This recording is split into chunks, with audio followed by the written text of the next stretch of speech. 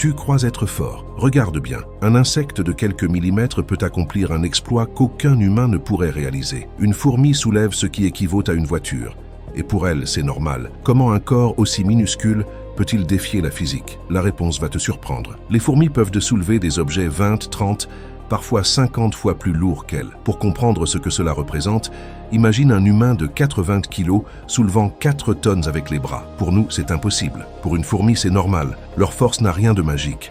Elle s'appuie sur la physique, la biologie et des millions d'années d'évolution. La première chose à comprendre, c'est une règle scientifique simple. Plus un animal est petit, plus sa force est grande par rapport à son poids. La force d'un muscle dépend de la surface, alors que le poids dépend du volume. Quand la taille d'un être vivant diminue, son volume, donc son poids, chute beaucoup plus vite que la capacité musculaire. Résultat, un tout petit animal n'est presque pas lourd, mais possède des muscles qui restent proportionnellement puissants. C'est pour cela qu'une souris peut tomber d'un immeuble sans se briser, qu'une araignée peut grimper au plafond et qu'une fourmi peut porter des charges énormes à son échelle. Ensuite, il faut regarder leur anatomie. Les fourmis n'ont pas des muscles miniaturisés comme les nôtres. Elles possèdent des muscles courts, compacts, parfaitement optimisés pour tirer et pousser. Leur exosquelette joue un rôle essentiel. C'est une armure externe très solide qui sert de point d'ancrage à leurs muscles. Ce système agit comme un levier extrêmement résistant, bien plus efficace que les os internes d'un vertébré de même taille.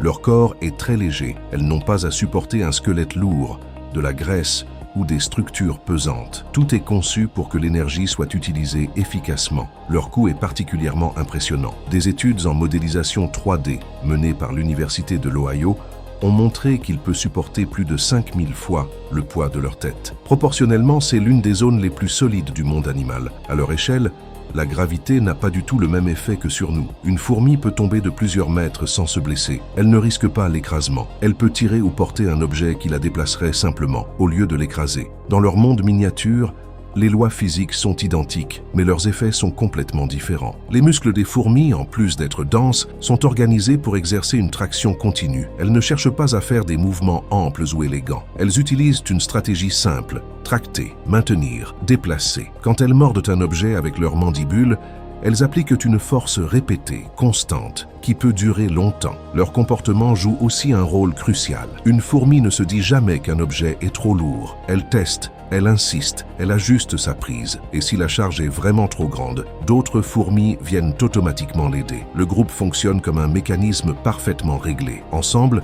elles peuvent déplacer des carcasses ou des fragments de nourriture 1000 fois plus lourds que chacune individuellement. Elles appliquent aussi des principes mécaniques très sophistiqués. Elles cherchent naturellement le meilleur point d'appui, identifient le centre de gravité de l'objet, adaptent leur position, changent d'angle en fonction des obstacles ou du terrain. Elles n'ont aucune notion théorique de la physique, mais elles en appliquent les règles avec une précision remarquable. Pour visualiser leur force à notre échelle, imagine un humain de 80 kg portant une voiture sur ses épaules, puis tirant un camion, puis grimpant un mur avec tout ce poids. La fourmi serait, à notre taille, un véritable super-héros. Cette puissance n'est pas le fruit du hasard. Les fourmis vivent dans des environnements où tout demande un effort physique. Creuser des galeries, déplacer de la terre, transporter des graines, soulever des pierres, ramener des insectes morts. Toute leur existence est un entraînement intensif. Sur des millions d'années, seules les fourmis les plus fortes, les plus efficaces et les plus endurantes ont survécu. Leur force actuelle est le résultat d'une sélection naturelle extrême. Les fourmis ne sont pas de simples insectes. Elles sont des machines biologiques